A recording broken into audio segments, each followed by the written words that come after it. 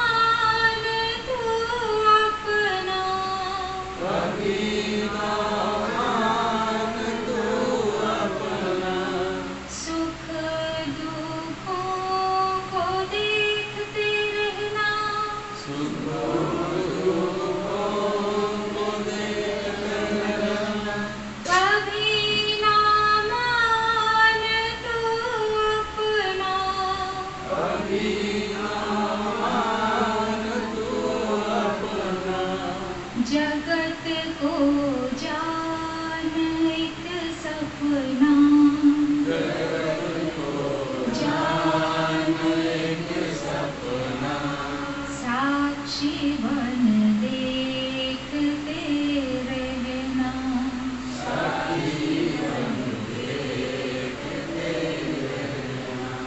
ये जीवन हंस के बीतेगा,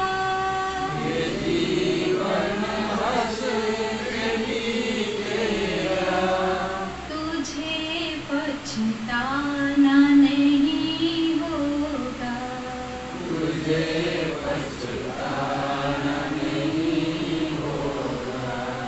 ना करता बन के कर कुछ भी,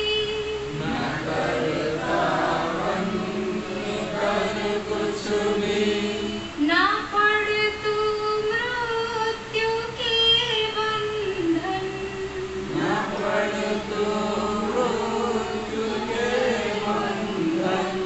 ना करता बन के कर कुछ भी,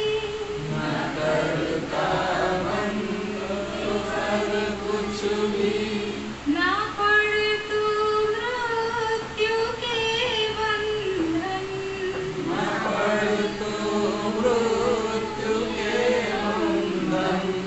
तू दृष्टा तीन देहों का,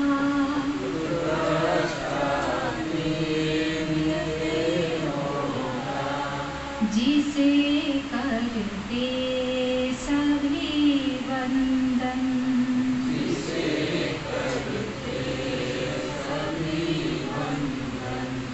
ये जीवन हंस के बीतेगा,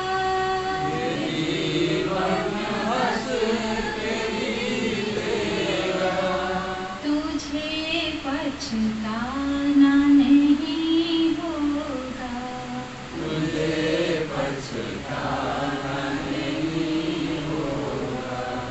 यह देह पांच भूतों का,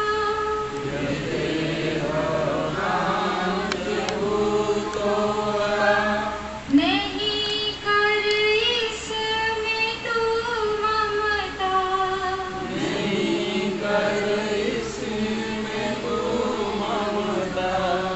जगत एक पुष्प की माला,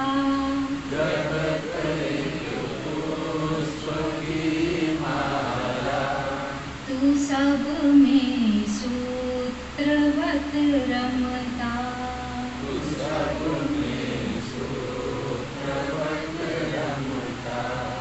ये जीवन हंस के बीतेगा,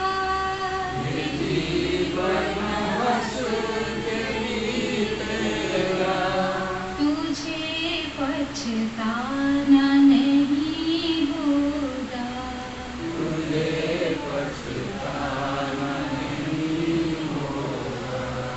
नहीं कुछ साथ में लाया,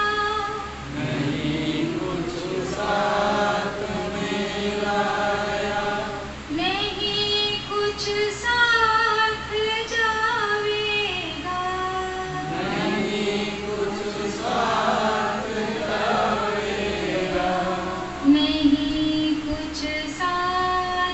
में लाया,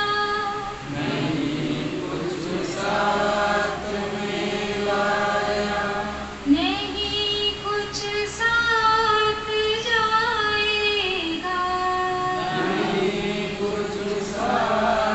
जाएगा, निरंजन गुरु शरण वीना,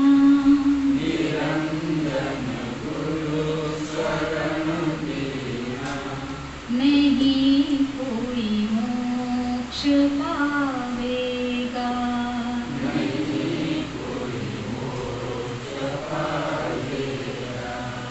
भरोसा कर तू सतगुरु पर,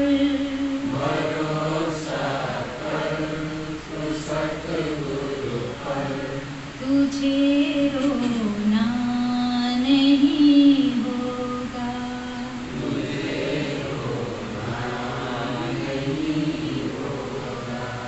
ये जीवन हंस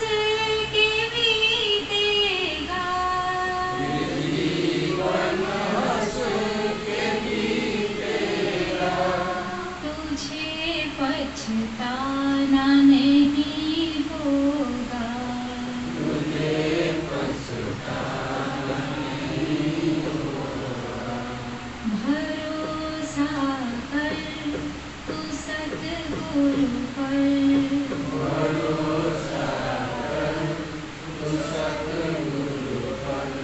तुझे पछताना नहीं होगा।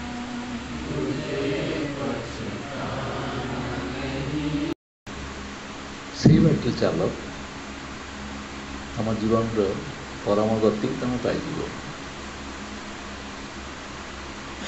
କିନ୍ତୁ ଆମେ ସତ୍ସଙ୍ଗ ମାନେ ବୁଝୁ କ'ଣ? ସତ୍ସଙ୍ଗ ସହିତ ଆମର ସମ୍ବନ୍ଧ କ'ଣ? ସତ୍ସଙ୍ଗକୁ ଆମେ କିଭଳି ଜୀବନରେ ନେଉ? ଏଥିପାଇଁ ବିଭିନ୍ନ ଦୃଷ୍ଟାନ୍ତ ଦେଇକି ସବୁ ବୁଝେଇ ଦିଆହେଇଛି।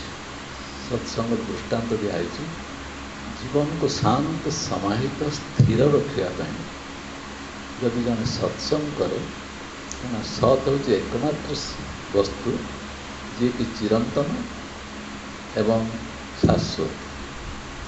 ଯଦି ଆମେ ସତ୍ ଉପରେ ଆମର ବଳିଷ୍ଠ ଏକଦମ ନିଷ୍ଠା ରହେ, ତାହେଲେ ଜୀବନରେ ଯେଉଁ ହସ ମରିଯାଉନି କି, ଆମେ ଯେଉଁ ହସ ହସୁଛୁ ସେ ହସରେ ଜୀବନ ନାହିଁ, ଜାଣିଛ ନା ନାହିଁ? ଯେଉଁ ହସଟା ଆମ ଭିତରୁ ଅନ୍ତର ଭିତରୁ ବାହାରିବାର ହସ, ସେ ହସଟା ଆମେ ହସି ଜାଣିବୁ। ଏବଂ ସେ ହସ ସଂସାର ରହିକି ତୁମେ କେବେ ହସିପାରିବ ନାହିଁ। କେବଳ ଦାନ୍ତ ଦେଖାଇବା ହେବ ସିନା, କିନ୍ତୁ ଠିକ୍ ଭାବରେ ହସି ହେବନି। ତାର ମୂଳ କାରଣ କ'ଣ? ନା, ମୂଳ ତଥ୍ୟଟାକୁ ନ ଜାଣିଲେ, ମୂଳ ସତ୍ୟଟାକୁ ନ ଜାଣିଲେ ଜୀବନରେ ପରିବର୍ତ୍ତନ ଆସିବ। ବିଭିନ୍ନ ସମୟରେ କୁହାଯାଇଛି ଏ ସାଧାରଣ ମନୁଷ୍ୟକୁ ତୁମେ କ'ଣ ବୋଲି ଭାବୁଛ? ଏ ଯେଉଁ ମଣିଷକୁ ଦେଖୁଛ ସେ କ'ଣ? ସିଏ ୟା ଭିତରେ ଗୋଟେ ଅଦ୍ଭୁତ ମେକାନିଜିମ୍ ଅଛି, ଗୋଟେ ଅଛି ତତ୍ତ୍ୱ। ତା ଭିତରେ ଏକ ଦିବ୍ୟତା ଅଛି। ତମେ ସେ ଦିବ୍ୟତାଟାକୁ ଯେଉଁଦିନ ତା ମଧୁରତା ଟିକେ ଅନୁଭବ କରିବ, ତମ ଭିତରେ, ତମ ବିଚାରରେ, ତମ ଚାଲିଚଳନରେ, ଚିନ୍ତନରେ ମଧ୍ୟ ସେଇଟା ପ୍ରକାଶିତ ହେବ। ସେ ଦିବ୍ୟତାଟାକୁ ଆସିବା ପାଇଁ ହେଲେ ଆମେ ତ ବୁଝିପାରୁନୁ କେଉଁଠି ଆମ ଦିବ୍ୟତାଟା, କେଉଁଠି ଆମ ଭିତରେ ବସିଛି, ଆମେ କେଉଁଠି ଜାଣିବା? ସେଇଥିପାଇଁ ସନ୍ଥମାନେ ଆମକୁ ସଚେତନ କରିଦେଉଛନ୍ତି। ମଣିଷ ଦେହରେ ଦିବ୍ୟ ଜ୍ଞାନ ଦେଖି ସନ୍ତୋଷ ହେବ। ଜଗନ୍ନାଥ ଦାସ କହିଲେ, ମଣିଷ ଭିତରେ ଯେଉଁ ବହୁତ ସୁନ୍ଦର ଜିନିଷଟି ଅଛି, ମେକାନିଜିମ୍ ଏମିତି ଭାବରେ ତିଆରି ହେଇଛି ଆମ ଭିତରେ, ତା ଭିତରେ ଦିବ୍ୟତାଟା କେଉଁଠି ନା କେଉଁଠି ଅଛି।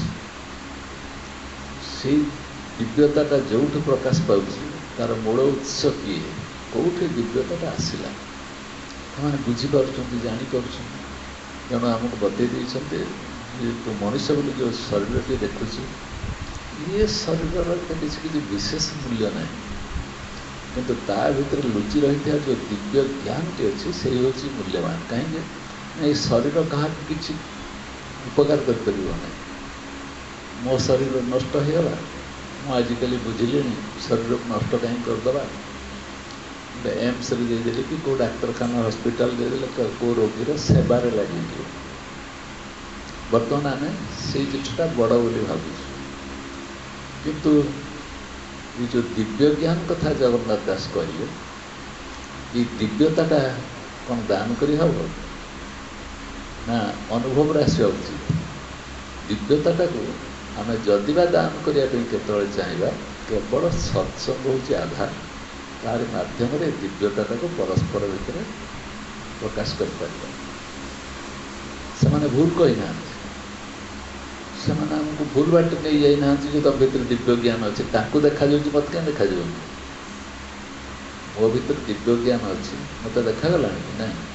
ଦେଖାଯାଉଥାନ୍ତା ଯଦି, ତାହେଲେ ମୁଁ କ'ଣ କରନ୍ତି ନା, ଯେଉଁ ଜିନିଷ ଗୁଡ଼ିକ ମୋତେ ସଂସାରରେ ବାଧକ ହେଇକି, ପ୍ରତିବନ୍ଧକ ହେଇକି ମୋ ଆଗରେ ଛିଡ଼ା ହେଉଛି, ସେଇ ଜିନିଷ ପ୍ରତି ମୋର ମମତାଟା ଆସ୍ତେ ଆସ୍ତେ ଆସ୍ତେ ଆସ୍ତେ ଟୁଟି ଯାଆନ୍ତା। ଯିଏ ପ୍ରତିବନ୍ଧକ ଅଛି, ସେଇ ପ୍ରତିବନ୍ଧକ କିଏ? ଶାରୀରିକ ହେଇପାରେ, ମାନସିକ ହେଇପାରେ, ଆଧ୍ୟାତ୍ମିକ ହେଇପାରେ, ଭୌତିକ ହେଇପାରେ, ଦୈବିକ ହେଇପାରେ, କେତେ କେତେ ରୂପରେ ସେଟା ଆସିପାରେ। କିନ୍ତୁ ଏଇସବୁ ଗୁଡ଼ାକ ଦୁଃଖର ଗୋଟେ କାରଣ ବୋଲି ବୁଝେଇ ଦିଆଯାଇଛି। ଏସବୁ ଦୁଃଖ ସବୁ ମଣିଷ ପାଖକୁ ଆସେ। ସେଇ ଦୁଃଖରୁ ରକ୍ଷା ପାଇବା ପାଇଁ ହେଲେ ଯଦି ମନୁଷ୍ୟ ଟିକେ ଭିତରକୁ ପଶି ଦେଖିଲା, ଯେ ମୋ ଭିତରେ ଗୋଟେ ଦିବ୍ୟତା ଅଛି, ପବିତ୍ରତା ଅଛି। ଯେଉଁ ଦିବ୍ୟ ଯାହାକୁ ଆମେ କହୁଛୁ, ସେ ପରମାତ୍ମାକୁ ଆମେ ଦିବ୍ୟ ବା ଆତ୍ମାକୁ ଆମେ ଦିବ୍ୟ ବୋଲି କହୁଛୁ, ସେ ମୋ ଭିତରେ ହିଁ ଅଛି, ପଦାରେ କେଉଁଠି ନାହିଁ।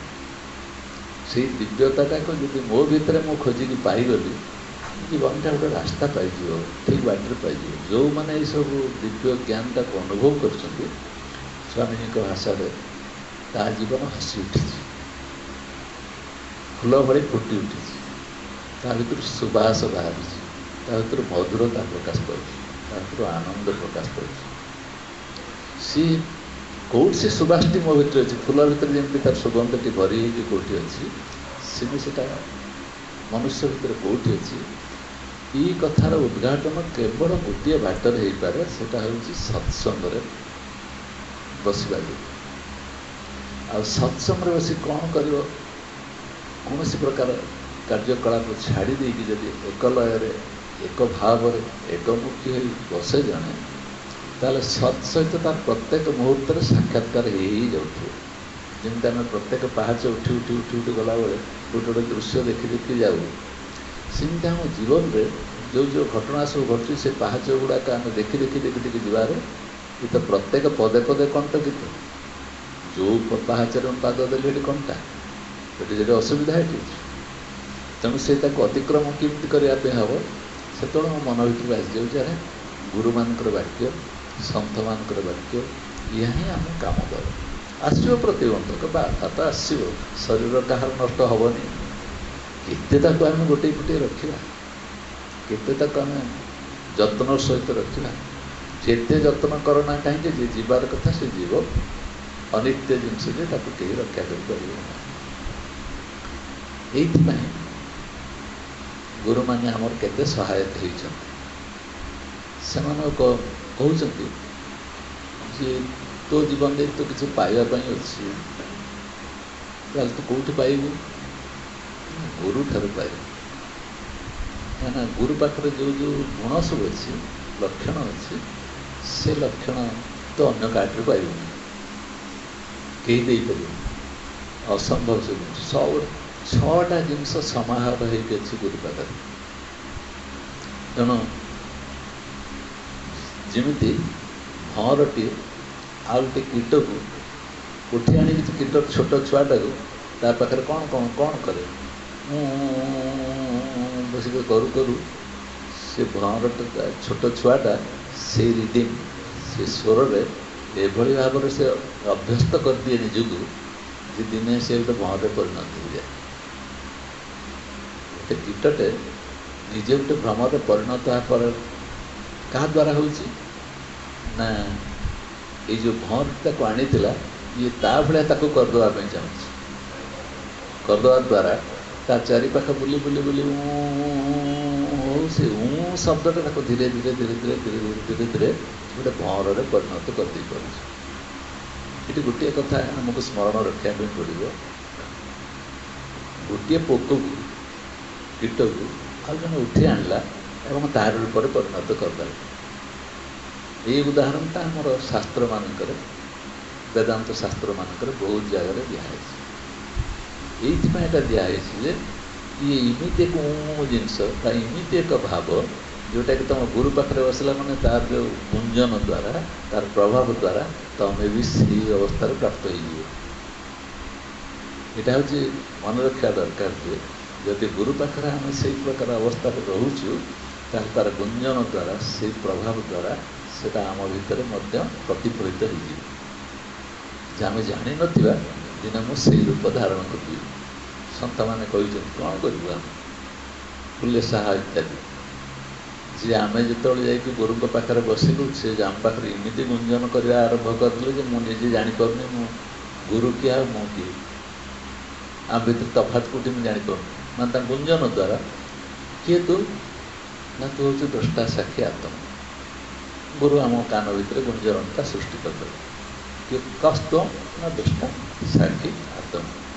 ଏତିକି ଶବ୍ଦ ବାରମ୍ବାର ବାରମ୍ବାର ବାରମ୍ବାର ବାରମ୍ବାର କହିସାରିଲା ପରେ ଟିକେ କେବେ ଧ୍ୟାନ କଲ, ଯଦି ସାରା ଭାରତ କ'ଣ ସାରା ପୃଥିବୀରେ ଗୋଟିଏ ଶବ୍ଦ ଶୁଭିଗଲା, କେହି ଜଣେ ପଚାରିଲା କସ୍ତମ, ଯେମିତି ସାରା ପୃଥିବୀ ଗୋଟିଏ ଦ୍ୱାରା ଗୁଞ୍ଜରିତ ହେଇଯିବ ଦ୍ରଷ୍ଟା ସାକ୍ଷୀ ଆତ୍ମାନୁଭବ ହେଉଛି ନା ନାହିଁ। ଆମେ ଯେଉଁ ସଭାମାନଙ୍କୁ ଆମେ ଯାଉଛୁ ଆମ ସତ୍ସଙ୍ଗୀ ମାନଙ୍କୁ ପଚାରି ଦିଆହେଉଛି କଷ୍ଟ ଗୋଟିଏ ବାଟରେ ସେଟା ପ୍ରଭାବିତ ହେଉଛି। ତା ମାନେ କ'ଣ ହେଲା? ଗୁରୁ ଏକ ଭିନ୍ନ ଜିନିଷ, ମୁଁ ଏକ ଭିନ୍ନ ଜିନିଷ ହେଇକି ବସିଥିଲି, କିନ୍ତୁ ଗୁରୁ ପାଖରେ ବସି ବସି ବସି ବସି ବସି ବସି ବସି ତାର ଯେଉଁ ଭାବଧାରା ଦ୍ୱାରା ମୋ ଭିତରେ ମଧ୍ୟ ତାହା ସଞ୍ଚରିତ ହେଲା ନା ନାହିଁ? କିମ୍ବା ଓଲଟେଇ ଦିଅ, ଆମେ ସେଇ ଗୁଞ୍ଜରଣଟାକୁ କ'ଣ କରୁଛୁ ନା ସାଂସାରିକ ଲୋକ ଯେଉଁମାନେ ଅଛନ୍ତି, ଯେଉଁମାନେ କି ଯନ୍ତ୍ରଣାରେ ପିଷ୍ଟ ଅଛନ୍ତି, ଯେଉଁମାନଙ୍କ ପାଖରେ କିଛି ନାହିଁ, କେବଳ ମୋ ଘର, ମୋ ପରିବାର, ମୋ ସମ୍ପତ୍ତି, ମୋର ଭୋଗ ବିଳାସ, ଏଇସବୁ ଯେଉଁମାନେ ଅଛନ୍ତି ତାଙ୍କର ବି ଗୁଞ୍ଜରଣ ହେଉଛି। ଯେମିତି ବାପା ପାଖରେ ଯେଉଁ ଯେଉଁ ପ୍ରକାର ଗୁଣ ଗୁଡ଼ିକ ସବୁ ଥାଏ ତାର ଗୁଞ୍ଜରଣ ତା ଛୁଆ ଉପରେ ହୁଏ। ଦୋକାନରେ ଜଣେ ବ୍ୟବସାୟୀ ଅଛି, ଇଏ ତାକୁ ଏଭଳି ଭାବରେ ତାର ମସ୍ତିଷ୍କରୁ ତାର ପ୍ରଭାବ ପକାଇବ, ଗୁଞ୍ଜରିତ ହେବ, ତା ପିଲାଟି ଦିନ ତାକୁ ସେମିତି ଗଢ଼ିବ, ଯାହାଫଳରେ ସିଏ ଚେଷ୍ଟା କରିବ ମୁଁ ଏଇଟା କେମିତି ରକ୍ଷା କରିବି। ବାପା ଇଞ୍ଜିନିୟର ଅଛି, ପିଲା ଉପରେ ଏଭଳି ପ୍ରଭାବ ଆସିକି ପଡ଼ୁଥିବ, ମୁଁ ମଧ୍ୟ ବାପା ଯେମିତି ଅଛି ମୁଁ ମଧ୍ୟ ସେମିତି ହେଇଯିବି। ଏଇ ଯେମିତି ଆମ ଘରୋଇ ସଂସ୍କାର ଭିତରଟା ହେଉଛି, ସେମିତି ଏଇ ସଂସ୍କାର ସବୁ ଯେଉଁ ତାର ପ୍ରଭାବ ଯାହା ରହିଛି, ସଂସ୍କାରର ପ୍ରଭାବ, ସେଇ ସଂସ୍କାରର ପ୍ରଭାବ କିନ୍ତୁ ଗୁରୁ ପାଖରେ ନଥାଏ। ଏଇ ଯେଉଁ ସଂସ୍କାରର ପ୍ରଭାବ ମୋ ଭଳି ତୁ ହେଇଯା, ନହେଲେ ଦୋକାନକୁ ସମ୍ଭାଳିବ କି, ନହେଲେ ଘରକୁ ସମ୍ଭାଳିବ କି, ମୁଁ ନହେଲେ ସମ୍ପତ୍ତିକୁ ସମ୍ଭାଳିବ କି, ଆମ ଭାଷା ଏସବୁ। ଏଇସବୁ ଜିନିଷ ଆମେ କହୁ ଯେ ତା ଦ୍ୱାରା ମୋର ପରବର୍ତ୍ତୀ ଜେନେରେସନ୍ ଯିଏ ଆସୁଛି ତା ପାଇଁ ମୁଁ ରଖିଦେଇଯିବି କ'ଣ, ସେ କରିବ କ'ଣ? ଆମ ଗୁଞ୍ଜରଣ ଆମେ ପିଲାଟି ଦିନରୁ ଶିଖେଇ ଶିଖେଇ ଶିଖେଇ ଶିଖେଇ ଶିଖେଇ ଶିଖେଇ ଶିଖେଇ ଶିଖେଇ ତାର ଉପରେ ତାକୁ ପ୍ରଭାବିତ କରିଦେବୁ। ତେଣୁ ଗୁରୁ କ'ଣ କରେ, ଇଏ କହେ ମୁଁ ଏବେ ଗୁଞ୍ଜରଣ କରୁଛି, ତୋର ମୁଁ କେହି ନୁହେଁ, ଅକସ୍ମାତ୍ ତୋ ପାଖରେ ଆସିକି ପହଞ୍ଚିଗଲି। ସେଇଟାକୁ ଗୁରୁ ବୁଝାଉଛି, କେମିତି ଆସିଗଲୁ ତୁ, ଏମିତି ଆସିଗଲୁ। କେତେ କେତେ ସଂସ୍କାରିତ ହେଇସାରିଲା ପରେ, ଜନ୍ମ ଜନ୍ମାନ୍ତରର ସଂସ୍କାର ତୋ ପାଖକୁ ଆସିସାରିଲା ପରେ ତୁ ମୋ ପାଖରେ ପହଞ୍ଚୁଛୁ, ଏବଂ ମୁଁ ଦେଖିପାରୁଛି ଯେ ତୁ ମୋ ପାଖକୁ ଆସିକି ପହଞ୍ଚିବା ପଛଆଡ଼େ କିଛି ନା କିଛି ଉଦ୍ଦେଶ୍ୟ, ମହତ୍ ଉଦ୍ଦେଶ୍ୟ ଅଛି। ତୁ ଆନମନା ହେଇପାରିବୁନି, ତୁ ଏବାଟ ସେବାଟ ଯାଇପାରିବୁନି ଯଦି ମୋ ଲକ୍ଷ୍ୟରେ ଥାଉ, ମୋ ମୁହଁକୁ ଚାହିଁଥାଉ, ମୋ ଦ୍ୱାରା ରହୁ, ତାହା ହେବ। କାହିଁକିନା ଗୁରୁ ପାଖରେ ଯେଉଁ 6 ପ୍ରକାର ଐଶ୍ୱର୍ଯ୍ୟ ଅଛି, ଯେତେବେଳେ ଆମେ ଗୁରୁର ନିକଟବର୍ତ୍ତୀ ହୁଅନ୍ତି ସେ ଐଶ୍ୱର୍ଯ୍ୟ ଗୁଡ଼ାକ ଆପେ ଆପେ ତାର ଗୁଞ୍ଜରଣ ଦ୍ୱାରା ଆମ ପାଖକୁ ପ୍ରକାଶିତ ହେଇଯାଏ, ଏବଂ ଗୁରୁର ସେ ପ୍ରଭାବ ଅନ୍ୟ ଆଡ଼େ ସେଟା ମିଳିବ ନାହିଁ। କାରଣ ସେ ଶୁଦ୍ଧ ଏବଂ ପବିତ୍ର ଏବଂ ସେ ନିର୍ମଳ ହେଇଥିବା ଯୋଗୁଁ ତାର ନିଜକୁ କିଛି କାହିଁକି ପାଇବାର ଆଶା ନଥାଏ।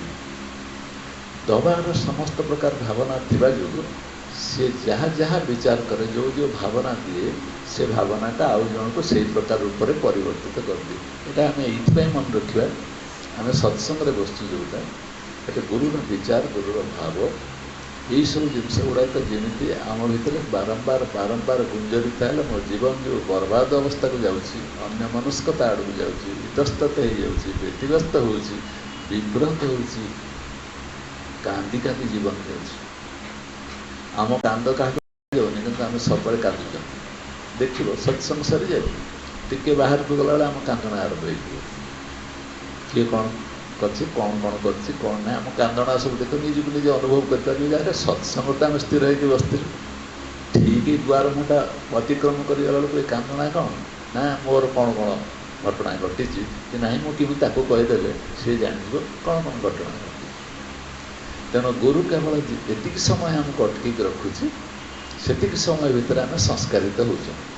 ବୁଝିପାରୁଛ ନା ନାହିଁ? ମୋତେ କହିବା ତାତ୍ପର୍ଯ୍ୟ ହେଉଛି ସଂସ୍କାରିତ ସେ ଏଇଥିପାଇଁ କରୁଛି ଯେ ତୋର ଦିବ୍ୟ ଜ୍ଞାନଟା ତୋତେ ଦେଖାଯାଉଛି, ଯେ ତୁ ଆଜି ସିନା ଏମିତି ଅଛୁ, କିନ୍ତୁ ତୋ ଦିବ୍ୟତାକୁ ଯଦି ମୁଁ ଟିକେ ଛୁଇଁଦେଲି ନା, ତୋ ଭିତରେ ଏଇଟା ପ୍ରକାଶ ଦେଇଛି। ଏଇଟା ଗୁରୁ ବ୍ୟତୀତ ଆଉ କେହି ସେ କାମ କରିପାରିବ ନାହିଁ।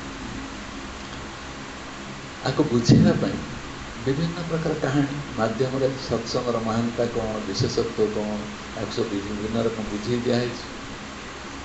ଆମେ ବହୁତ ଦିନ ତଳେ ସେଗୁଡ଼ା ସବୁ ଗପ ମାଧ୍ୟମରେ ଶୁଣିଛୁ। ସେ ଚୋର ଥିଲା, ତାଙ୍କ ବଂଶ ସାରା ଚୋର, ତେଣୁ ବାପା ଚୋରି କରୁଥିଲା, ପୁଅକୁ ଶିଖିଲା ଚୋରି ଠାରୁ ବିଶେଷ ଲାଭ ଆଉ କିଛି ନାହିଁ। ତେଣୁ ଯଦି ତୁ କରିବୁ ତାହେଲେ ତୁ ଚୋରି କରିବା ପାଇଁ ତୋତେ ସୁବିଧା ହେଇଯିବ, ତୁ ଚୋରି କର। ପୁଅ ଶିଖିଗଲା, ଆରେ ବାପା ତ ରାତିରେ ହାତୀ ଆଣୁଛି, ମୁଁ କାହିଁକି ସେଟା ନ କରିବି। ଦେଖୁଛ ଖବରକାଗଜ ମାନଙ୍କରେ ବାହାରୁଛି ରାତିକରେ ହାତୀ କରୁଛନ୍ତି, ତାପରେ ହୀନସ୍ତା ଅବସ୍ଥା ବି ଦେଖୁଛ କ'ଣ ସବୁ ହେଉଛି। ସିଏ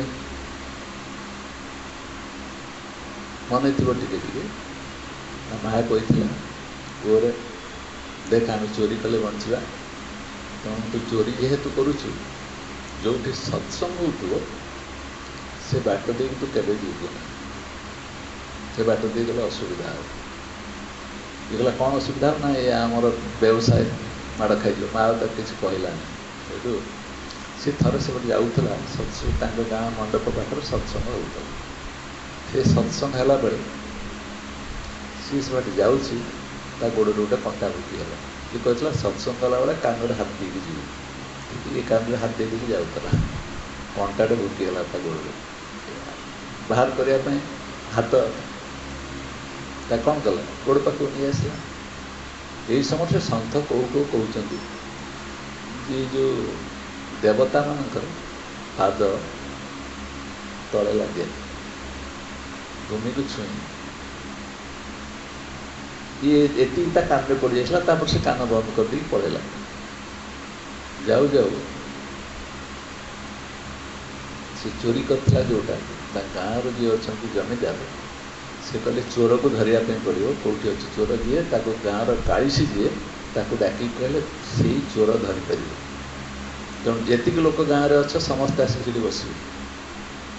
ସମସ୍ତେ ଏଠି ବସିଲା ପରେ ଯେ କାଳିଶୀ ଯେତେବେଳେ ଆସିକି ଯିଏ ନେଇଛି ଚୋରି କରିଛି ତାକୁ ଆଜି ଆଉ ରକ୍ଷା ନାହିଁ, ତା ଅଛି ଦେବତା ପଛରେ ଅଛନ୍ତି, ସେ ତାକୁ କି ଦଣ୍ଡ ଦେବେ ସେ ବଳେ ବୁଝିବ କହି କାଳିଶୀ ଯେମିତି ହେଲା ସାଇକୋଲୋଜି ମନସ୍ତତ୍ୱର କଥା ଆମେ ବି ବ୍ୟତିବ୍ୟସ୍ତ ହଉ।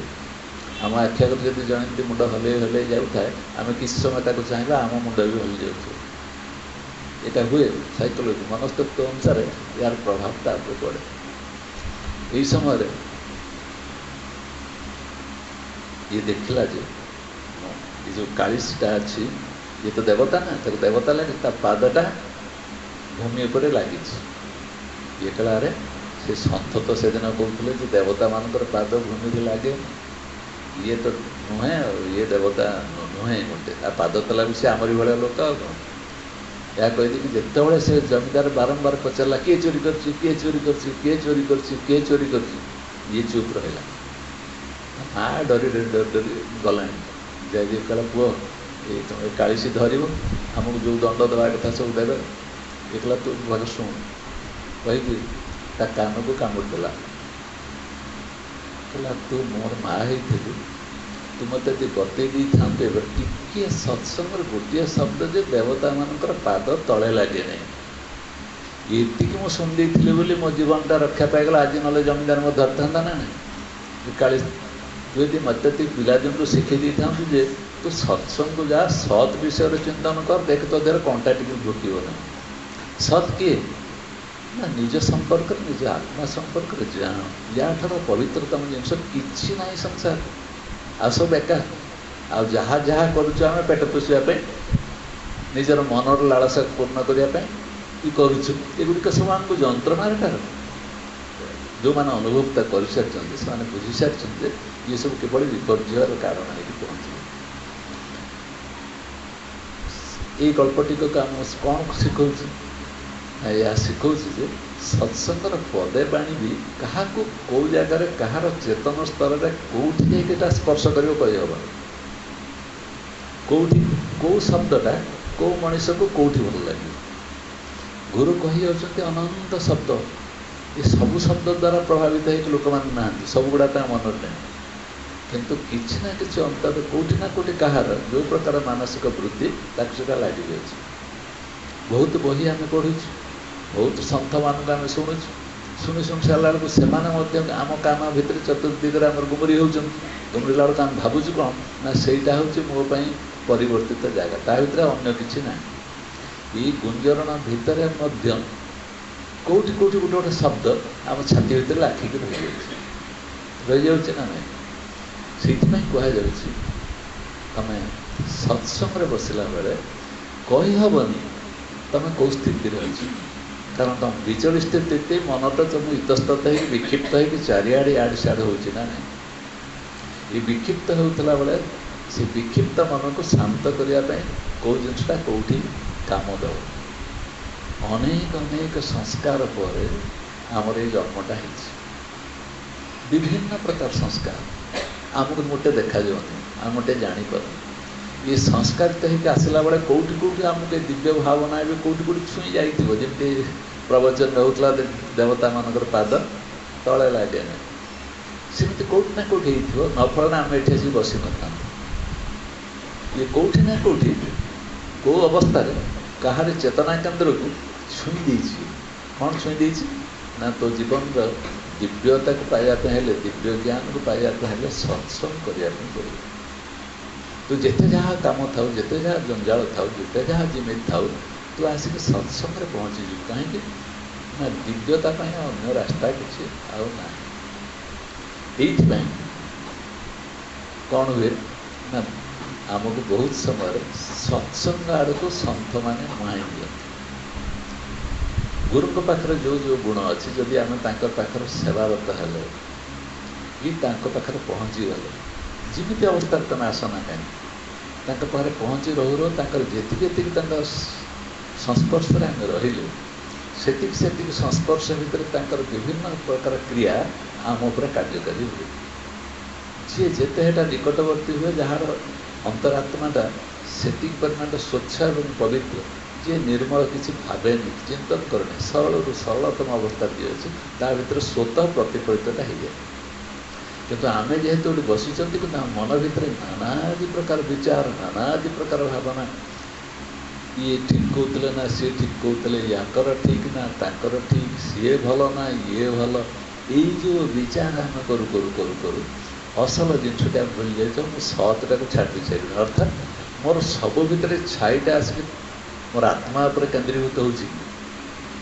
ସତ୍ସଙ୍ଗରେ ମୁଁ ବସିଛି, କିନ୍ତୁ ମୋର ସମସ୍ତ ପ୍ରକାର ବିବେକଟା ଆତ୍ମା ଉପରେ କେନ୍ଦ୍ରିତ ହେଇଯାଉଛି, କି ଯିଏ ସବୁବେଳେ ସବୁ ଅବସ୍ଥାରେ ସବୁ ସ୍ଥିତିରେ ବିଦ୍ୟମାନ, ଯିଏ ସର୍ବଦ୍ରଷ୍ଟା ସାକ୍ଷୀ। ତାରି ଉପରେ ଆମର ରହୁଛି କି ଆମର ଚିତ୍ତବୃତ୍ତି ତାରି ଉପରେ ଲାଖିକି ରହୁଛି କି ଆମେ ସତ୍ସଙ୍ଗରେ ବସିଛୁ, କିନ୍ତୁ ଭାବୁଛୁ କ'ଣ ନାନାଦି ପ୍ରକାର ଚିନ୍ତନ ଆମ ମନ ଭିତରେ ଆଚ୍ଛନ୍ନ ହେଇକି ରହିଛି। ଫଳରେ ଆତ୍ମାର ପ୍ରତିଛବିଟା ଠିକ୍ ଭାବରେ ପ୍ରତିଫଳିତ ହୁଏ।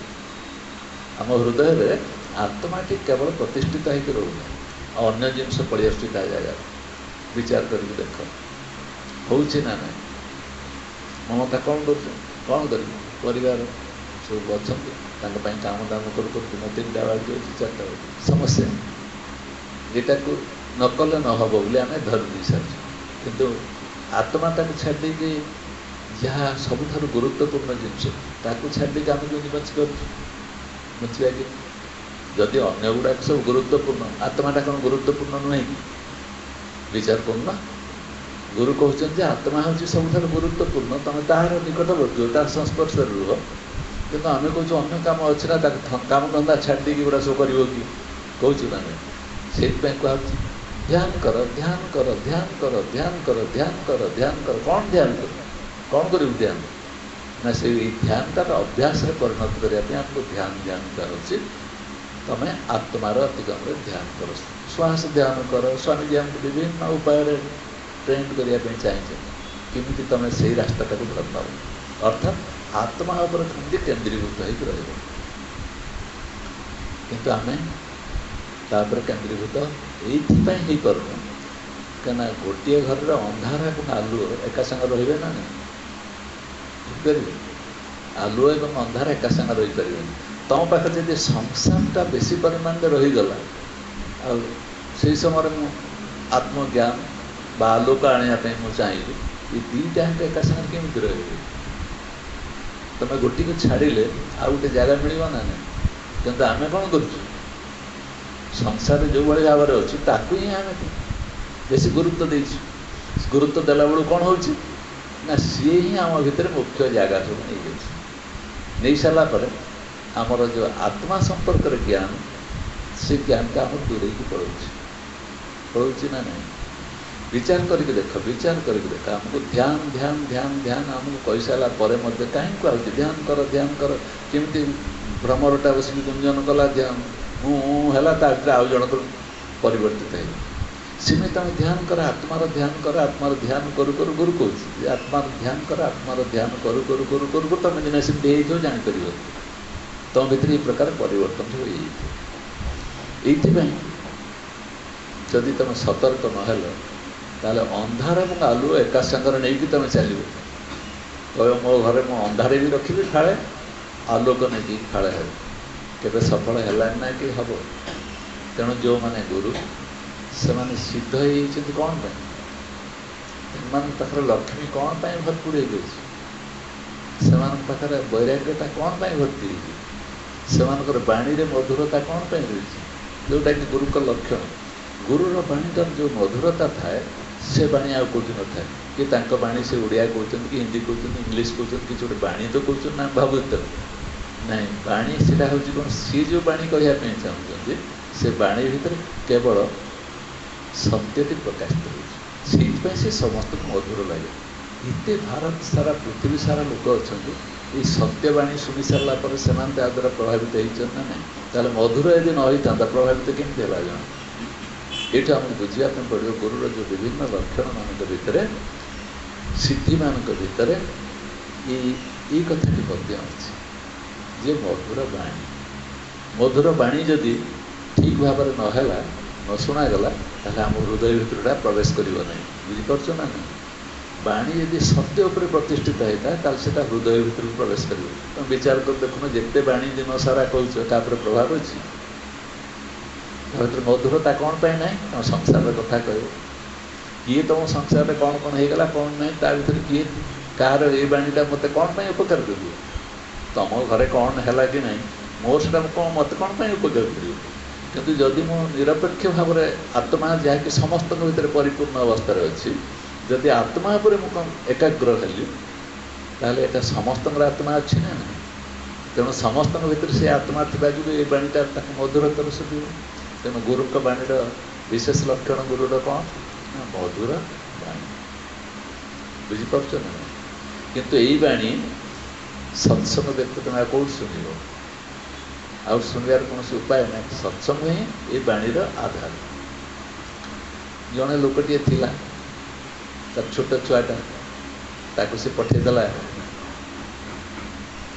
माँ पठेदेला जा तो बुली बुलिक आसबू चारिया से बुली बुली गला बेले गाँ लोक मैंने बदमाश तो सब लोग चाहते आउ जन को अबाटर केमती नहीं मनुष्य प्रकृति से सब चाहिए अबाटर नहीं तुम यदि सत विषय कथबार्ता कर सत चिंतन करने कि तुम बाट काटिक पड़े परीक्षा करके देख अरे तू कौन निजक जान तो आत्मा संपर्क में ज्ञान ना तू केमती कौन हो बोली कही जी आत्मा पर कथा पकईदेल से लोकटा बाट काटि कुआड़े कुआड़े पड़े रही जब तुम प्रकृत तुम बाणी से मधुरता थाए तुम गुरु भाई ये बाणीटा यदि अन्यर उपकार करने कल्याण करने कहता देखो कि तुम पाखे मत रही परीक्षा कर देख सी पिला को जो पठेला से पिला कहला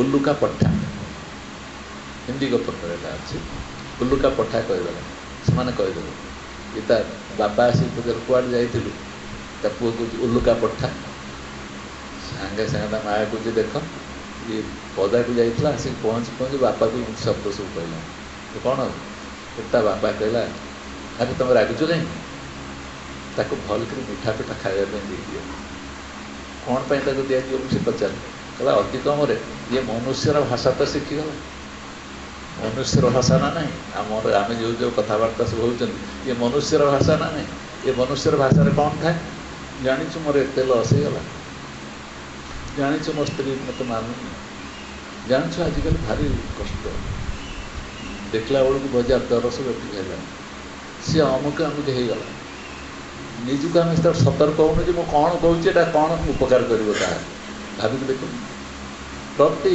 मुहूर्त प्रति अवस्था यही प्रकार कथबार्ता यही प्रकार चली तेणु सी बापा जमी खुशी कह जहाँ पशु मान भाषा शिखिनी मो पु अति कम मनुष्यर भाषा शिखीगला से भाई आम संसार जो भाषा आम सब शिखुना भाषा कहला मैंने कौन बुझीपार ना ଆରେ जो समस्या गुड़ाक आम अच्छे से गुड़ाक उपर जो आलोचना करुँ भाषा से रूप नहीं जाऊँ तुम तो अन्य को तुम असुविधार कथा कहूना मु गली से पुलिस मत नेला नहीं रखिला तार पुलिस स्टेशन रे कौन निर्यातना देला कल्पना करते सी भाव में बुड़ी से अवस्थार चित्रटा आम आगे बाढ़ एत सिनसीयरली एत सावधानतार सकाश से कहूँ जमी सते कि सी हूँ प्रकृत से व्यतीत जमी तार रास्ता ना देखुन निज जीवन में हूँ ना प्रत्येक समय यहाँ हूँ ना नहीं भाविक देख मुझा कहूँ सत्संग यहाँ आम निजे निजे अनुध्यान करने कहूँ ना नहीं यहाँ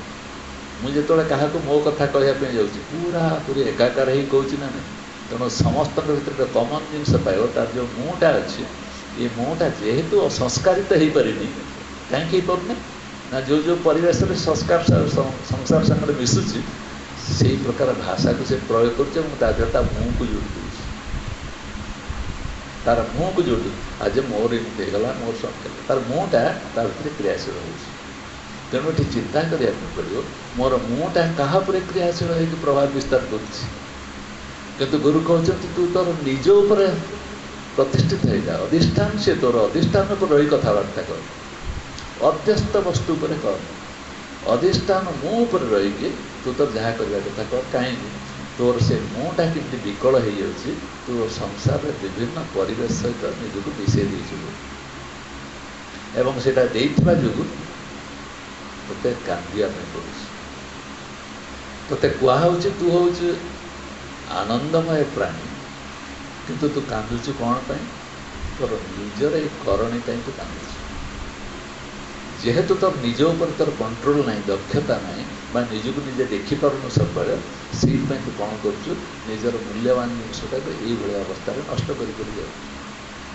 सत्संग माध्यम से कौन हो कि परिमाण संस्कार हो काली कह सत्संग यही प्रकार आलोचना हो 2 दिन पर पचारे से आम मुंडे ना दिनक पर पचारे मुंडे ना कड़े गला विस्मरण कहीं ना से घर भितर आलुओ जो टिके जलता ताको पुनश्च अंधार कौन कला ना घोड़े पकड़ा आस संसार जो अंधार भाविक देख से अंधार आसी घोड़े पकड़ा फल ये जो दीपटिक जलूला सी जिमी होता से कुआड़े कुआड़े अदृश्य होगा बेले चलीगला सी कौन विचार करे कौन काली होता सार कौन काली गोटे आलोचना होती कि तुम्हें कहून तो तार प्रभाव है आलु जल्ला तो भर मैंने मोर आलुटा जलिनी मो आलु दप दप होता कुआड़े कुआड़े कुआड़े कुआड़े चलीगला पुणी काली कह पुणी पहर दिन किए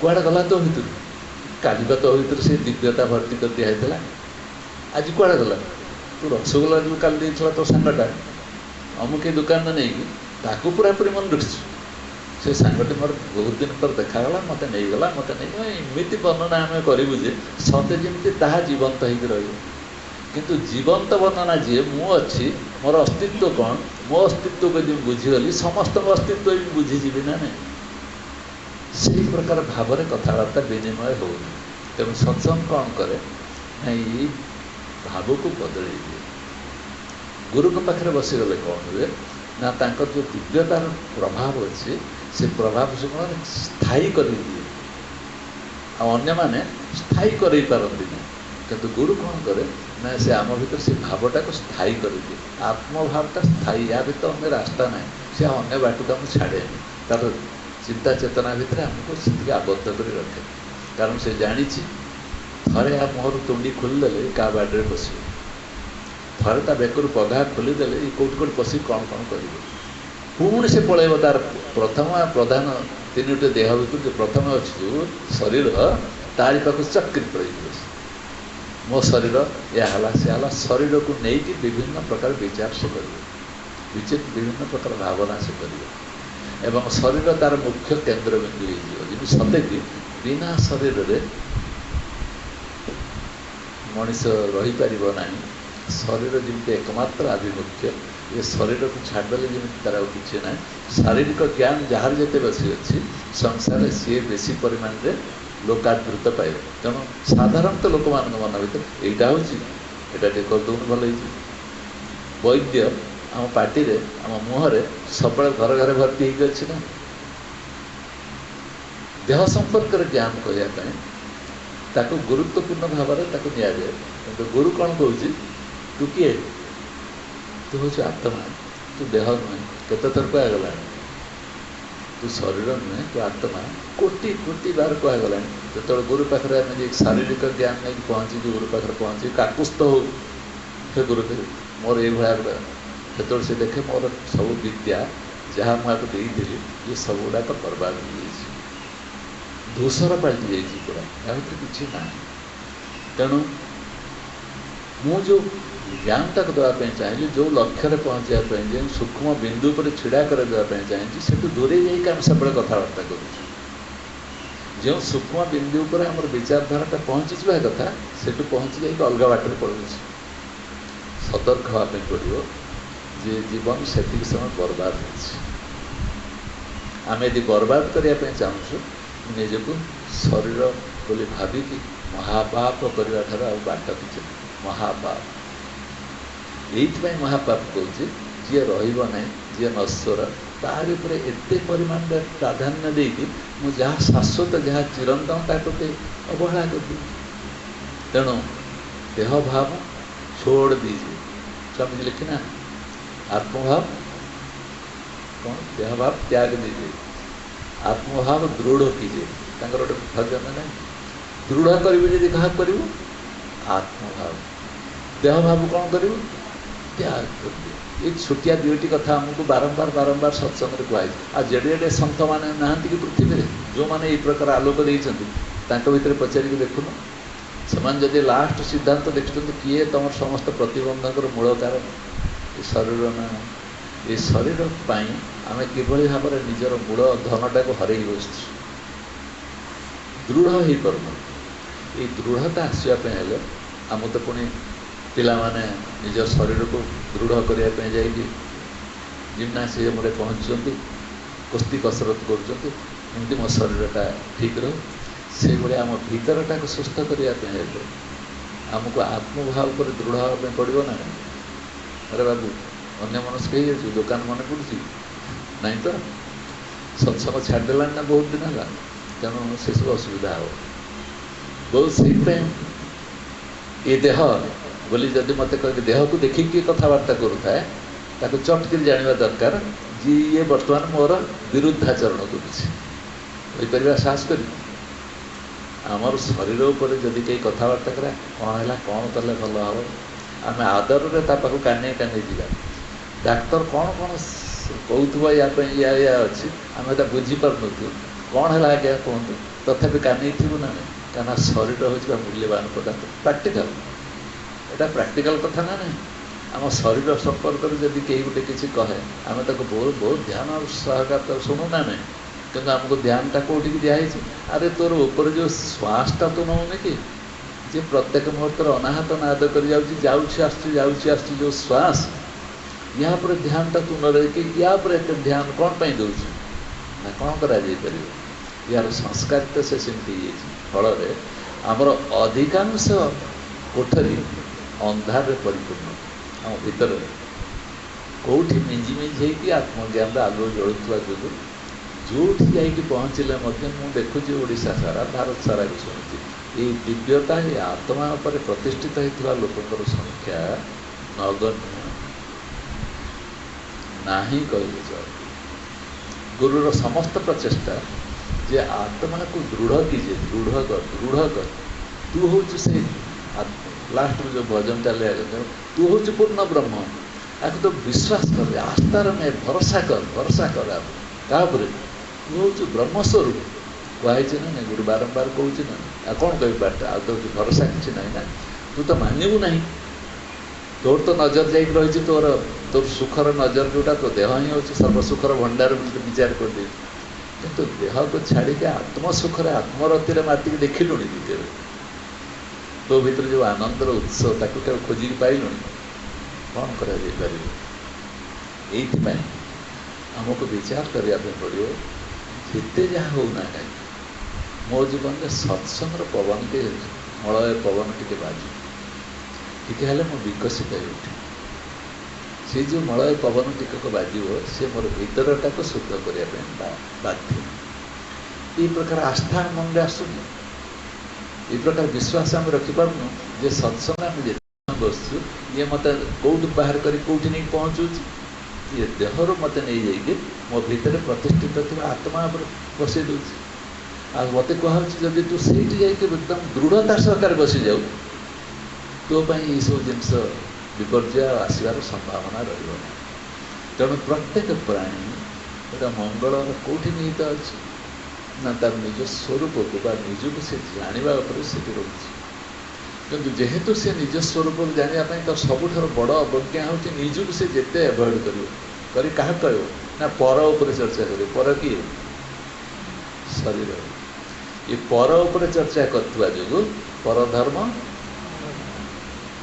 भयावह को आम बुझु भयावहर अवस्था हूँ आम आखि आगे जो जो लोक मैंने चलीगले सब कहती सत्संग तार स्वामी चली जाऊँगी चेहरा से देखिपार स्त्री देखिपार ये मैगाजिन या स्त्री भीतर दुख रही स्वामी एत भल थे एत पूजा अर्चना करते कहते कि मुँह टी देखी से भाई आमर जो मुँह को देखिए मोर पत्नी बसी रोला ये हूँ मोर सबुठ प्रिय ये सी देखी सबुठ प्रिय भावुला कि क्या देखिपारूना किए क्या जापना किए के चली जाए भावुच ना ये कथा गुड़ा संसार घटुच ना बाहर कौटी घटू कितु जदि से पीरियड से अवस्था से स्थिति जन आत्मा पर एकाग्र होता तेणु शरीर जाऊ बा रू किंतु मो आत्मा पर थी जो ये शरीर जहाँ जहाँ कि है कहीं खातिर करी कहीं चिंता करी ये तो मोर प्रकृत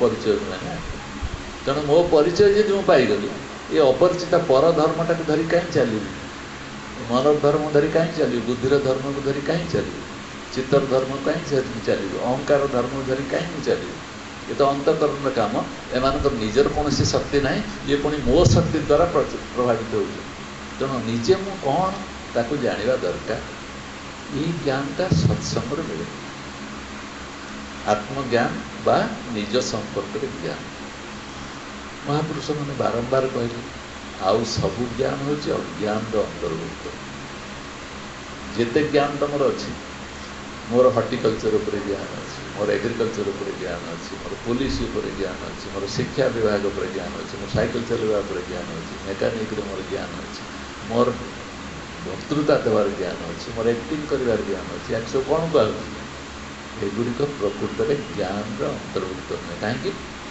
ना एगुड़िक नष्ट से एगुड़िक सब रही किंतु मोर आत्मा संपर्क ज्ञान जदि मो भर कौन सी कारण कहारी मध्यम प्रवेश करगला थे ये मत छाड़ी जीवन ये जदि मो निज संपर्क ज्ञान थरे होगला भूली जा आम कहना सत्संग भाई बहन मैंने कहते आम तो भूली जाऊँ मुझे गोटे कथा कहूँ भूली जा तो तुम काम भूली जाओ कौन असुविधा है किंतु जदि ना कौन दिगरे जदि पशिगला भर तुम भर आलोकटी टे पशि जा से आलोक टिकक तुम जीवन रक्षा कर किमती ना मुझे आत्मा मुझे सचित आनंद शुद्ध बुद्ध मुक्त मु सर्वव्यापक मु अविनाशी यही प्रकार शब्द गुड़ा बारंबार बारंबार बारंबार बारंबार इंजेक्शन देला भाई मो भर प्रयोग करा जाए तू हूँ शुद्ध तू हूँ बुद्ध तू हूँ मुक्त तू हूँ अविनाशी ये भाया शब्द गुड़ा जब बारंबार बारंबार बारंबार बारंबार आम पर प्रतिफलित होता है कौन हम स्थितिटा केमती आ गोटे प्रकार पर परिणत हो ताड़ी आम सावधान न देखुचु संसार प्रत्येक मुहूर्ते अहनी अहनी भूतानी गच्छन्ति जमालय बोली शास्त्र कहला प्रत्येक अहनी प्रत्येक मुहूर्त सब हो किंतु तथापि आम ध्यान पशुनी आम क्या ध्यान धारणा कर रखा एवं क्या प्रति उदासीन हो जदि सत्संग वैभव टीका न था कौन अवस्था हूँ दुई जन सांग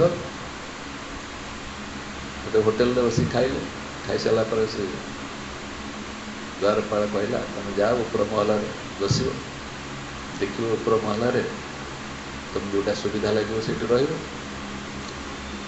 दी जन सांग जा गोटे द्वितीय महला रहा तो तृतीय महला देखी आसे से देखला बेलू कुकुरटा जे नहीं जाइला से भुकुची भो भो भो भो कर भुकुची ये तार देखला कुकुरटा ये कहीं भुकुची फिर से पलि आसिक कहला ता सांग को जे तुम तले रुह तुम ऊपर को जाओ ये कहला बा सुविधा रूम बोधे ऊपर अच्छी ना कौन ये मत से मना कर ऊपर को जावाई मुझे ऊपर रही पुलिस जीत कला ये जाइए ऊपर को गला बेलू ताकू देखला से सब माड़ हो खूब जोर खूब जोर तक मारिक पिठी पिठी सब फटे दी सारे से गड़ुचे तले तापर प्राण बिकला से कहला से रूमटा एत भयानक रूम मत माड़ हो ये कहला तुम कौन पाई किए मारला ना गोटे दुर्वृत्त एकदम ता मुँह सब राक्षस भाई देखा सी आसिक मत पिटा पिटी कर आरंभ कला मो देह हाथ सब बथा मु उठी पारुनी ये जा पचारा सांग दुर्वृत्त कहीं कौटी कहीं दुर्वृत्त अच्छे गला ऊपर बना केतटा काच लगी जो काच लगी कुकुरटा देख सारापर निज रूप देखला देख सारी भोगिला से तू एत कौन कर मद पीकी रही मद पी सारा ता मुहटा देखा गोटे भयानक असुर रही देख सारापर ये जमी मद्यपान कर सारापर निजे हिताहित ज्ञान रोनी से निजे निजे निजक मारुची पिटी हो कहूँ मत किए पिटला भाया लगे ये जो छोटिया कहानी सी कहला देखिलु तो निजर प्रतिफलता निजर रूपटा केते सब बड़े प्रतिफलित हो विचार कर देख आम जीवन में आम जहाँ आमरी रूपटा अन्य पर प्रक्षेपित करुचु ना नहीं मुझे मोर विचारटा मु अन्य पर पकाऊँ ना नहीं चेष्टा करुच्ची प्राण प्राण विकल मुझे चाहूँगी सी कि मो कथा राजी हो ना चेष्टा करी बनईछु नहीं बागे कहना चाहूँगी मोर प्रक्षेपटा तापर के तार प्रभावटा के किंतु मुझे जानी जे मोर चेतना स्तरटा से समय कौन आसिक रहा जे मत से कमी दुर्विपाक पकाऊ तेणु मोर जो चैतन्य सत्ताटी अच्छी यही चैतन्य सत्ताटी सब मन रखा पड़ो ये चैतन्य सत्ता जमी शुद्ध लयर जीव जोटा आमको ध्यान बोली कहुच्छी मो भर जो चैतन्य सत्ताटा जमी शुद्धता आड़क लयबद्ध हो चले कि आम छोटिया जिन कहला नाक बाटे निश्वास प्रश्वास टिक जाऊँगी ये नाक बाटे निश्वास प्रश्वास टिक जाओ ताकू ही ध्यान कर अति कम दिन थे अधे ध्यान करके देख जी मुहूर्त पार्च ध्यान कर जे मो भर जो बाहर जो जिनसा आसूसी ये मो सागर संपर्क जी स्थापन करुच्ची सी मो सागर तार संबंधटा केमी आ मो भीतर जी अच्छी तार संबंधटा केमी तेणु मुझे क्या ग्रहण करी मो सागर जी बाहर जी आसी जो शक्तिटा आसिक प्रभाव विस्तार करुच्ची मो ताकू ग्रहण करी जी सर्वव्यापी ताकू ग्रहण करी ना या ग्रहण करी यही भाव में जी बसिक चिंतन करे ध्यानटा ता भर को से परिमाण बलिष्ठ हुए तेणु जिते सन्थ देखिए बड़ बड़ सन्थ मैंने ध्यान कर ध्यान कर ध्यान कर ध्यान कर ध्यान कर ध्यान कर ज्ञान आसीगला ध्यान कर ध्यान कर ध्यान कर अवस्था नथी मुझे ध्यान करू ना मोर अभ्यास परिणत बुझीपार ना से दिन जो दिन अभ्यास पहुँची ध्यानटा कराए ध्यानटा आपे आपे हुए ये अवस्था परिणत हो किंतु प्रथम स्थिति प्रथम अवस्था ध्यान कर कहला मन तो गोटे सुजोग दिगला जो वायु बाहर आसिक परमात्मा शक्ति तुम भीतर प्रवेश करुच्ची ताकू ध्यान करके देख से शक्ति बल तुम तिष्टिक रही चाहिए केतटा नहीं यही कथा मन भर देकी आमको कौन कहूँ ना ताकू ध्यान कर ताकू ध्यान कर ताकू ध्यान कर श्वास को ध्यान कर श्वास को मो श्वास को ध्यान कली घंटे बसली 2 घंटा बसली 3 घंटा बसली 1.5 घंटा बसली 5 घंटा बसली जहाँ जी शक्ति से बसला केबे से बसी पारिबनी ता भीतर तार जो मन भीतर जो अंधारी कोठरी अच्छी से गुड़ाक बारंबार बारंबार ता भीतर प्रभावित होती से बंद करके नाई नाई मो द्रष्टा साक्षी आत्मा कहीकि जिते टाणुव से पाखर टाणी आ कुआड़े कुआड़े पसई दे सार सी कुआड़े कुआड़े नहीं जाइए तुम मन प्रति जहाँ से वृत्ति सब सियाड़े सियाड़े नहीं जाऊ किंतु एति करू करू दिने एमती अवस्था से पहुँचो जे बहिर्जगतर जो ध्यान ये जगतर ध्यान प्रति मो नजर जीवन एकमात्र सत्य प्रति आत्मा प्रति मोर ध्यान सूक्ष्माति सूक्ष्म अवस्था कौट ना कौट लाखिक रही से अवस्था कम दरकार सेटा को आम अपेक्षा कर गुरु गति था बाट भूल कहर ताकत आम ना जी कह अनंत नरक अपेक्षा कर गुरुर विचार करना जी सब शुद्ध और जी सब पवित्र जहाँ मन भितर कौन प्रकार कलमश ना जी जो ज्ञान देवाई चाहूँ से ज्ञान अन्यर केमती मंगल करें से तार वचन एत मधुर है वचन द्वारा से समस्त को प्रभावित कर वचन सामर्थ्यता एत अधिक ये अन्य को प्रभावित ये से करदे कारण ये अन्यर मंगलजनक कथा कह आमर वचन अन्य को दरिद्र कर आम जी समय अन्य कथबार्ता कर आम वचन द्वारा जड़े दरिद्र हो सी उन्नत हो पार निजक समृद्ध कर निजक धनी कर आम वाक्य अन्य को निर्धन कर विकल कर दरिद्र को सावधान तेणु मुझे समय मोर वाक्य गुड़ाक अन्य कहूँ समय अंदर क्षति कर विचार कर किंतु गुरु मानकर जो शब्द ये शब्द द्वारा आमर केति उपकार हो देख आम एकाग्र हो पार्छु ना ना कि समय तो एकाग्र हो ये दिन एमती अवस्था काणी पहुँचे से अखंड परमात्मा तो मोर ओतप्रोत भाव में मोर प्रत्येक भितर परिपूर्ण अवस्था अच्छा ध्यान थर मैं क्या कहली मोर स्वरूप ही ध्यान में परिणत हो मोर स्वरूप मान मुझे ध्यान करू करू करू करू मोर स्वरूप विषय में अनुभव कर मोर स्वरूप केमी अनुभव से स्वरूप ध्यान कर केदिन पर्यंत कहुच्छी जो दिन पर्यंत आम मन भितर आम नानादि प्रकार प्रतिक्रिया गुड़ाक सब स्थान देचु आम निज उपर माड़ दौचु निजक निजे व्यतिव्यस्त कर निजक निजे रुग्ण कर निजक निजे पेटिकी खंडिया खाबरा कर तथापि आम मत जन पिटिला कहूँ ना मुझे निजक खोजी पाऊनी आउ जन को दोषारोप करदिए सी किए गोटे मत पिटिला ये कहूँ किए पिटिला जी ताको देखिपुच्छी सी कहूँ किए पिटिला कर तू तो निजर परिणत तेणु आमर अवचेतन अवस्था आम मन भितर जो जो विचार गुड़ाक सब रोचे ये विचार केते दूर आम मंगलदायक एवं से समय यदि गुरुर वाक्य कि गुरुर शब्द आमको भीतर प्रवेश कर जाए निष्ठापर भाव में 100 ରୁ 100% जो विश्वास योग्य बोले आम ग्रहण कर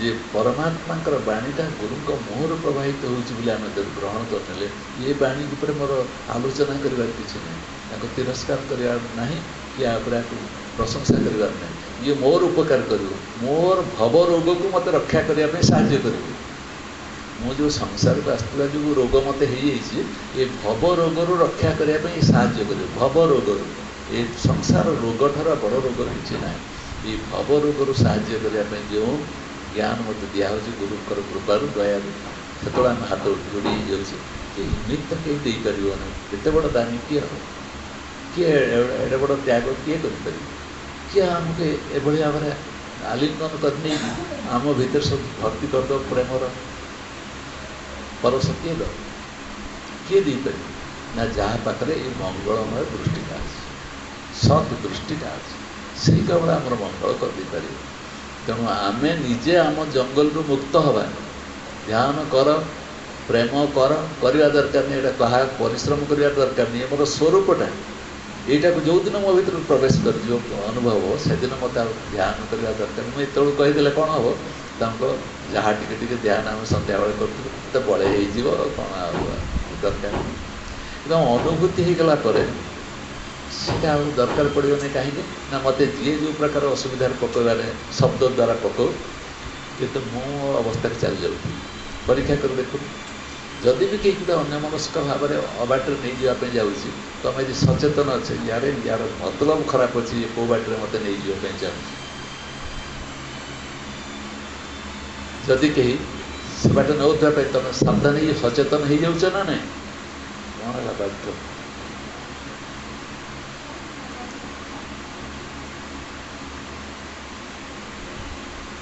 पॉइंट को आस कहीं मत कौ बाट अन्य बाट नहीं जाऊँ अबाटर मत नहीं जाऊँ जदि मो सचेतन हो गली ताहले से बाटक फेरी आसबि ना ना किंतु ताको लोक बुझीपार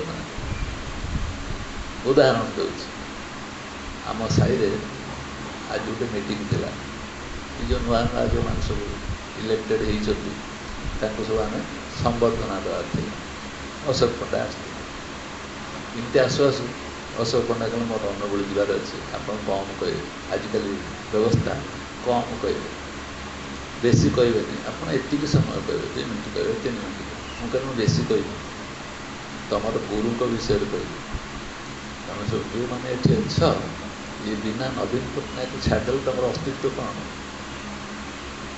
किए सब तुम तो किसी ना कि तुम गुरु को जान सी कौन केमी जान मु पढ़ुची सुन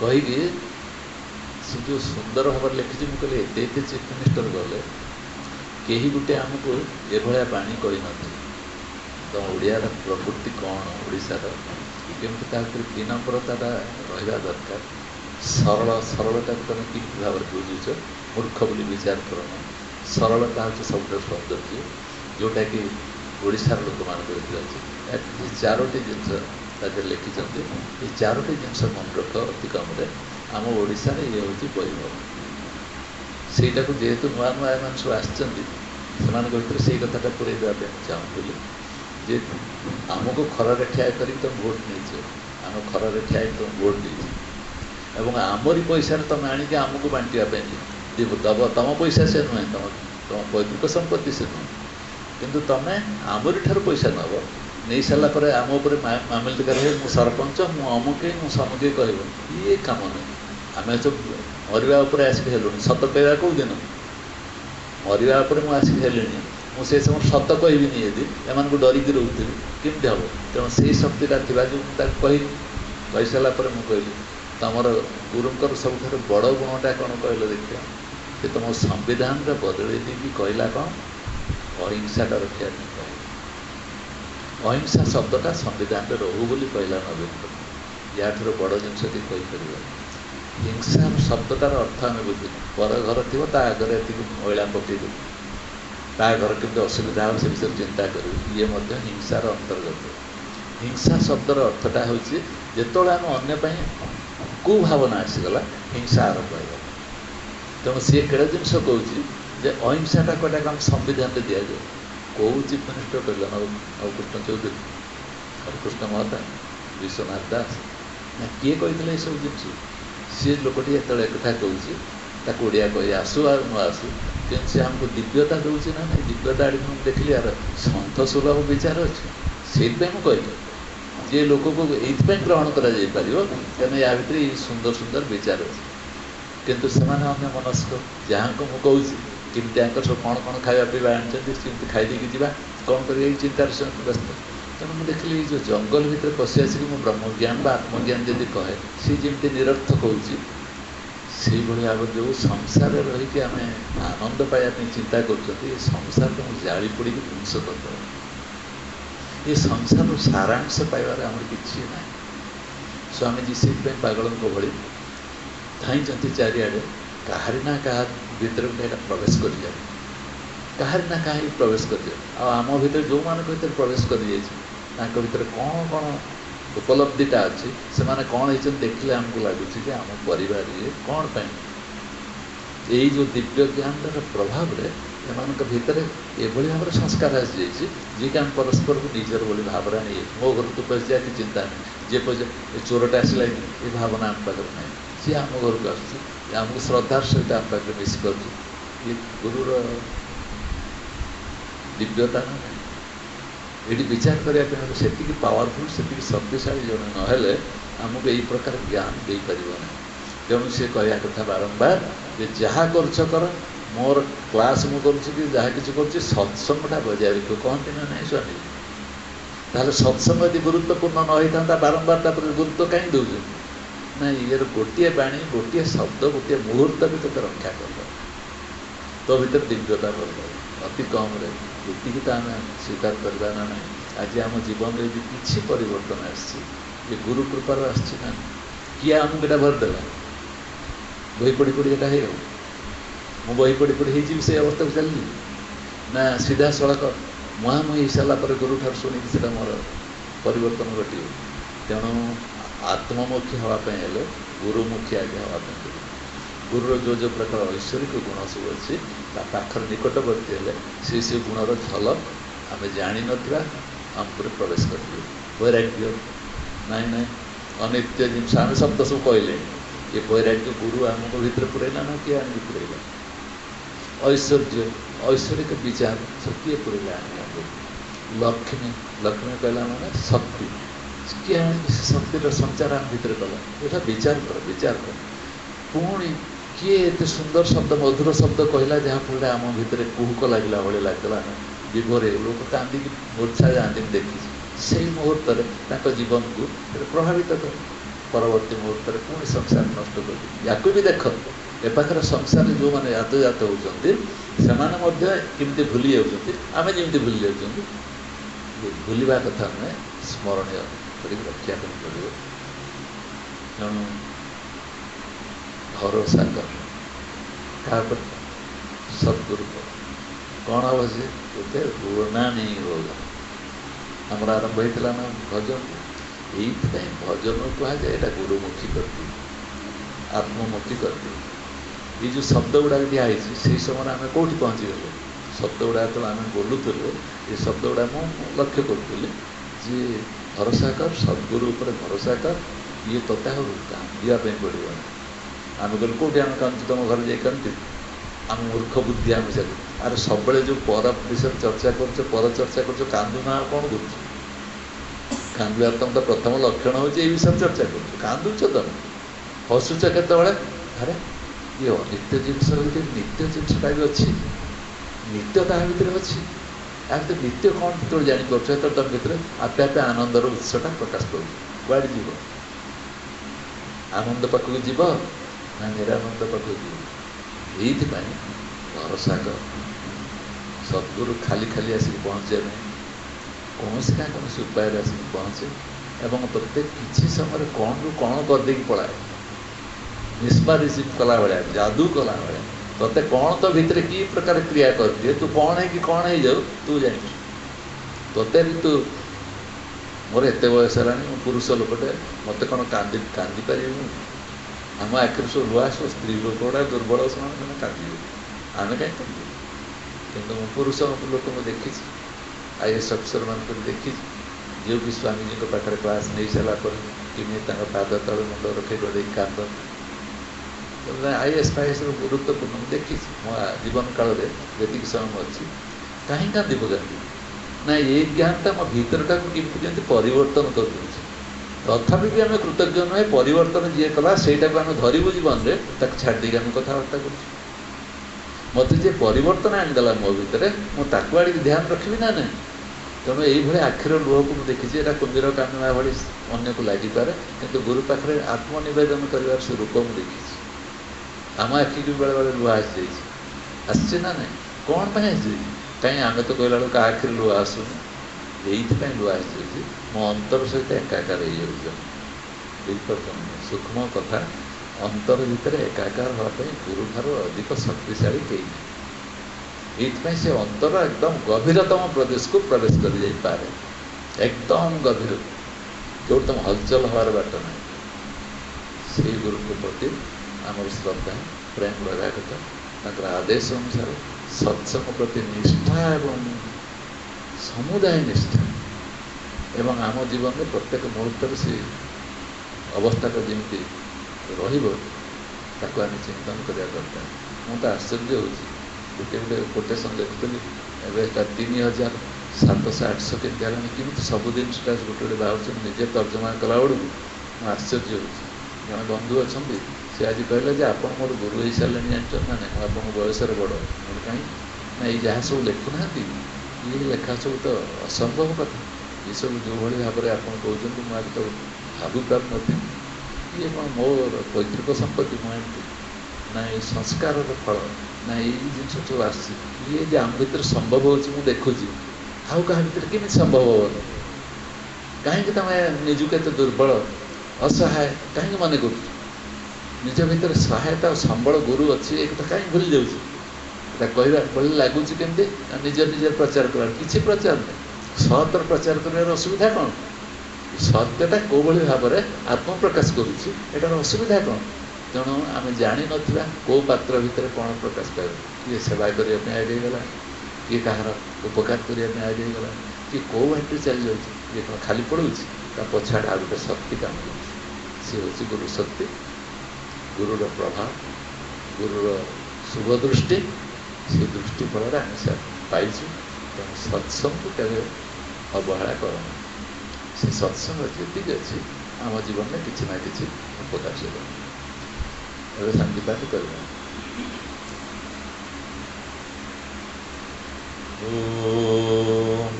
पूर्णमद पूर्णमिदं पूर्णात् पूर्णमुदच्यते पूर्णस्य पूर्णमादाय पूर्णमेवावशिष्यते सर्वे भवन्तु सुखिनः सर्वे सन्तु निरामयाः सर्वे भद्राणि पश्यन्तु मा कश्चित् दुःखभाग् भवेत् ॐ शान्ति शान्ति शान्ति।